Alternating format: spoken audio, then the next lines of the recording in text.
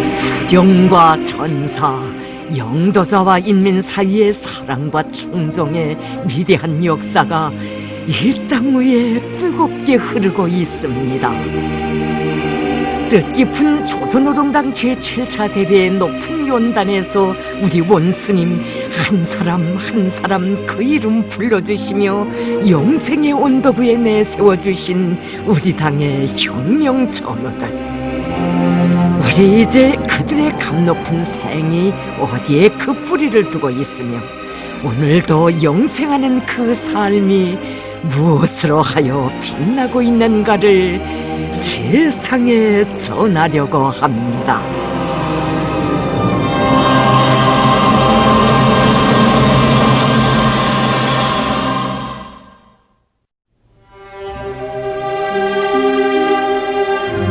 수령의 추억 속에 영생하고 저국과 인민의 기억 속에 참된 열혈 충신의 삶으로 빛나고 있는 우리 당의 정실한 일꾼들 가운데는 당중앙위원회 비서였던 허담 동지도 있습니다. 어느 해 뜻깊은 정월 초하루 새해를 맞으며 위대한 장군님께서 전사를 꼭 껴안으시고 찍으신 불멸의 화포. 우리 어깨동무처럼 목을 껴안고 사진을 찍자고 하시며 간격이나 틈이 없이 사진을 찍어야 피도 통하고 정도 두터워진다고. 우리는 언제나 뜻도 하나이고 마음도 하나이라고. 우리 둘이서 찍은 사진은 영원한 우정의 기념으로 남아있을 것이라고 하시던 우리 장군님. 하다면 이 세상 그 어디에서도 찾아볼 수 없는 절세비인의 순관 혁명적 동지의 세계가 어떤 것이며 그 뿌리는 과연 어디에 있는 것이겠습니까? 오늘도 사람들은 우리 혁명의 위대한 전환의 연대였던 1970년대를 가장 경건한 마음으로 추억하고 있습니다. 온 사회에 김일성주의와 강령이 선포되고 주체혁명 계승의 전성기가 펼쳐지던 역사의 그나날, 전체 당원들과 근로자들은 도처에서 위대한 장군님의 초상화를 가정과 사무실에 모시게 해줄 것을 당중앙위원회에 청원해 왔습니다. 그래서 위대한 장군님의 초상화를 가정과 사무실들이 모시게 됐습니다. 그런데 이것이 문제로 될 줄은 그 누구도 몰랐습니다. 당시 애계부장으로 사업하고 있던 허담 동지는 위대한 장군님께서 자신의 초상화를 내려올 때 대하여 하신 말씀 내용을 알게 된 것은 그가 애국 출장길에서 돌아온 1976년 5월이었습니다.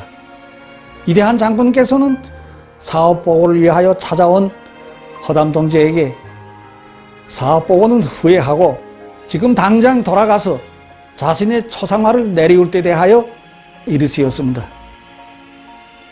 하지만 이 일만은 그의 뜻을 따를 수 없었습니다. 그래서 그는 위대한 장군님께 영도자의 초상화는 개인의 사진이 아닙니다. 친애하는 지도자 김정일 동지는 우리 당이고 조국이라고 절절하게 말씀드리면서 영도자의 초상화를 모시는 결정권은 어디까지나 인민에게 있다고, 인민의 승인이 없이는 초상화를 내려 모실 수 없다고 간절히 말씀드렸습니다. 그날 위대한 장군님께서는 허담 동지에게 위대한 수령님께서 계시지 않으셨다면 오늘의 주체의 조선과 주체의 새 시대에 대하여 어떻게 생각할 수 있겠는가? 수령님을 떠난 우리 당의 존재도 상상할 수 없고 우리 조국과 인민의 존엄과 미래도 기대할 수 없다. 오직 수령님의 초상화만을 높이 모셔야 한다. 나는 수령님의 영원한 전사이라고 절절하게 교시하셨습니다. 당과 수령, 조국과 인민을 위해 그토록 커다란 공헌을 하시고도 자신은 언제나 위대한 수령님의 전사로 위대한 수령님 한 분만을 높이 받들어 모시려는 우리 위대한 장군님의 충성의 세계, 전사들에 대한 숭고한 통제의 세계를 되새겨 볼수록 허담 동지의 눈앞에는 지난날 류랑민의 아들에 불과했던 자신이 우리 당의 대외 사업을 책임진 일꾼으로 성장하던 나날이 주마등처럼 흘러갔습니다. 1975년 8월 26일, 이날은 볼록불가담 국가외무상 회의가 열려 이틀째 되는 날이었습니다. 그날 아침 페루의 수도 리마에서는 볼록불가담 운동의 전험 있는 성원국으로 된 조선민주주의 인민공화국의 국기를 개양하는 의식이 진행됐습니다. 친애하는 지도자 동지, 오늘의 이 승리를 안아오시기 위해 바치신 노고와 심혈의 나날은 그 얼마였습니까? 저 멀리 끝없이 펼쳐지며 정답게 안겨오는 저국의 하늘가를 우러르는 허담동지의 눈앞에는 저국을 떠나올 때 만나 배웠던 위대한 장군님의 자애로운 영상이 뜨겁게 되새겨졌습니다. 출발을 앞둔 8월 20일 자정도 훨씬 지나 새날도 가까워올 무렵 회의 장소로 떠나는 전사들을 부르시어 덕무들이 리마에서 벌이게 될 전투는 어렵고 간과하지만 신심을 가지고 싸우면 반드시 승리할 것이라고 대표단의 활동 중심과 이제 리마에 가서 부닥치게 될 정황에 대처할 중요한 외교 책략에 이르기까지 하나하나 가르쳐 주시던 위대한 장군님.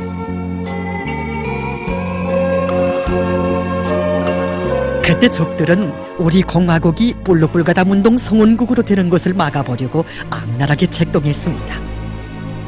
회의가 박도하자 숱한 외교진을 끌고 리마에 기어던 적들은 우리가 가입하면 저들도 가입하고 저들이 가입하지 못하면 회의장에서 소란을 피워 없어 보일 자격이라도 얻어보려고 집요하게 책동했습니다. 하지만 허담동지를 비롯한 우리 대표단 성원들은 위대한 장군님께서 밝혀주신 대로 배심 든든히 외교전을 힘차게 벌였습니다.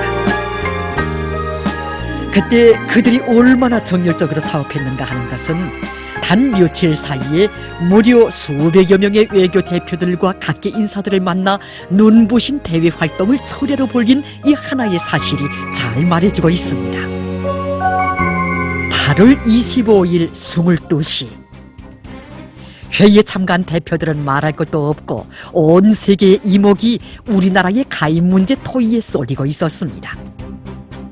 새벽 2시 20분, 갑자기 회의장에서 라틴 아메리카의 한 나라 대표가 두 손을 높이 쳐들고 밖으로 뛰어나왔습니다. 이어 아프리카의 보들이 소리를 치며 달려나와 우리 대표들을 부둥켜 안았습니다. 승리는 우리의 것이었습니다. 우리의 가입이 만장일치로 결정됐던 것입니다. 하지만 자신의 노고는 깊이 묻어두시고 적들과의 대결에서 승리하고 돌아왔을 때 그들의 수고를 남 먼저 헤아려 주시며 높이 치하해 주신 분은 바로 우리 위대한 장군님이시었습니다. 위대한 장군님께서 밝혀주신 현명한 방침과 외교 전법에 의하여 우리 공화국을 적대시하는 적들의 책동이 분쇄되고 국제무대에서 우리나라의 존엄과 강력한 기상이 떨쳐지는 자랑찬 현실을 직접 목격하면서 허담동지의 가슴 속에 뜨겁게 새겨진 것은 위대한 김정일 동지께서 계시어 우리 조국의 앞날은 밝고 창창하다는 절대 불변의 진리였습니다. 하기에 그는 1976년 8월 스리랑카에서 열리는 제5차 볼록불가담 국가순회자 회의를 비롯한 국제무대들에서 위대한 장군님 안겨주신 든든한 배짱과 담력으로 걸음마다 자랑찬 승리를 거둘 수 있었습니다. 오늘도 허담동지의 가정에는 그가 심장으로 새긴 일심단결의 구호가 소중히 걸려 있습니다. 그 일단을 보여주는 이런 이야기가 있습니다. 공화국 북반부에 와서 인생 말년을 보내고 있던 최덕신 선생은 언제인가 허담동지와의 담화 석상에서 이런 말을 한 적이 있습니다.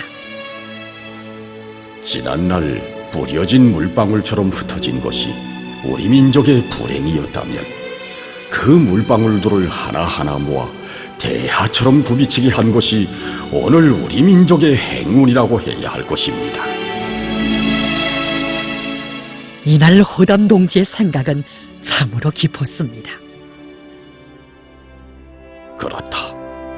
위대한 수령님과 위대한 장군님을 중심으로 하는 우리 사회의 일심단계를 더욱 공고히 하는 것. 이것이 바로 당중앙위원회 비서로서, 당중앙위원회 정치국 위원으로서 내가 해야 할 일이 아니겠는가.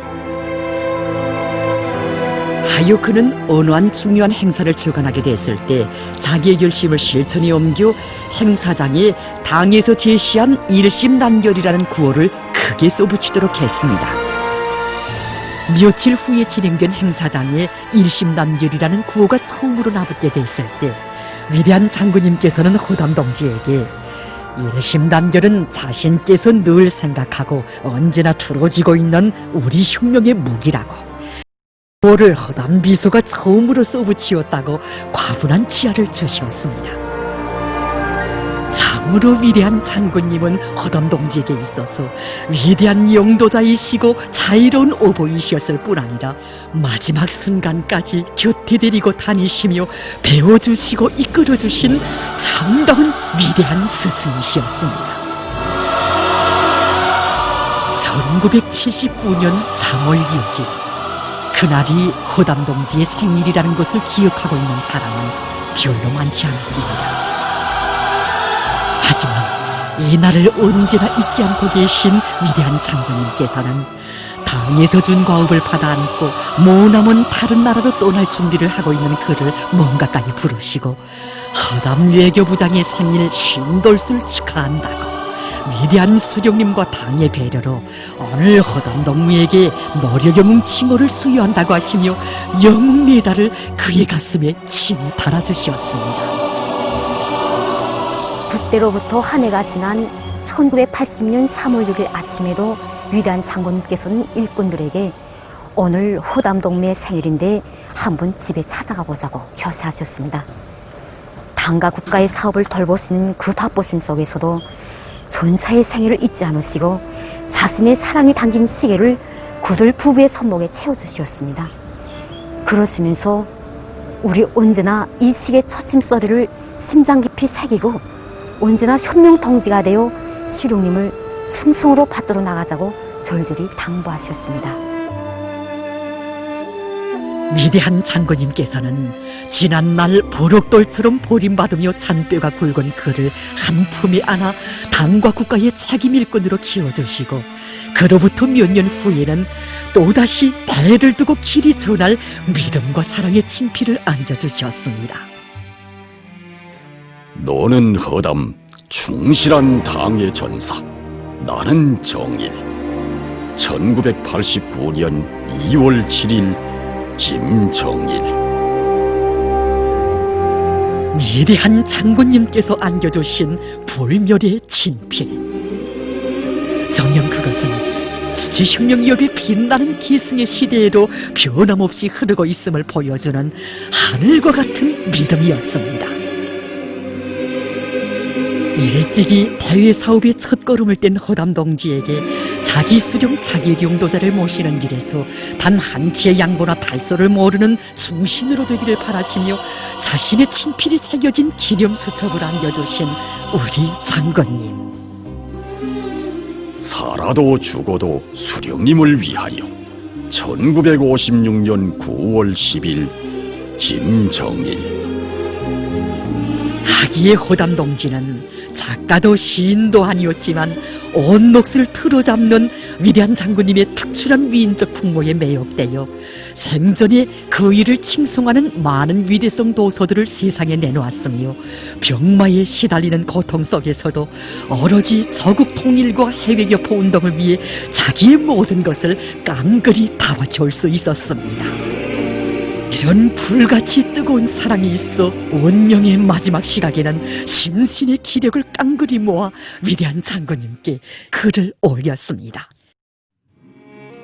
수령님과 지도자 동지께서 기다리고 계시는데 먼저 떠나가는 이 불충한 전사를 용서해 주십시오.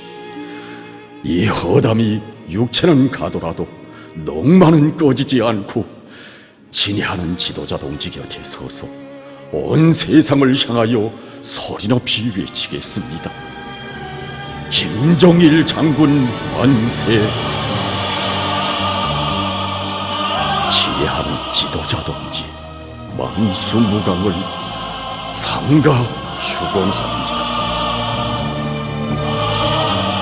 그처럼 정과 여를 다하여 보살펴 주었건만 허담 동지가 우리 곁을 떠났다는 비보를 받으신 장군님께서는 비통한 마음을 애써 누르시며 허담 동지의 유가족들에게 그가 한 해 전에 나에게 보낸 편지에 저는 친히 아는 지도자 동지께서 차라리 저를 버리시면 제 마음이 좀 편할 것 같습니다라고 쓴 대목이 있었는데 자신께서는 일꾼들로부터 수많은 편지를 받아보았지만 허담 동무처럼 솔직하게 쓴 편지를 받아보기는 처음이었다고.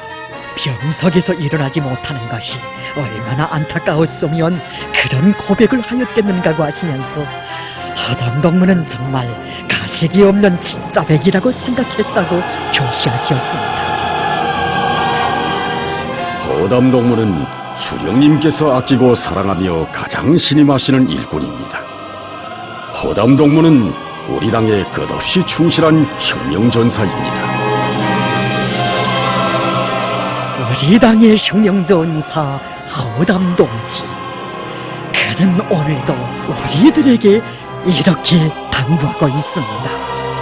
혁명의 1세 2세들이 그러하였던 것처럼 우리 당 기초 축성시기 일꾼들처럼 자기 수령을 받드는 길에서 변심을 모르는 참된 충신 수령결송이의 영원한 투사가 되라고.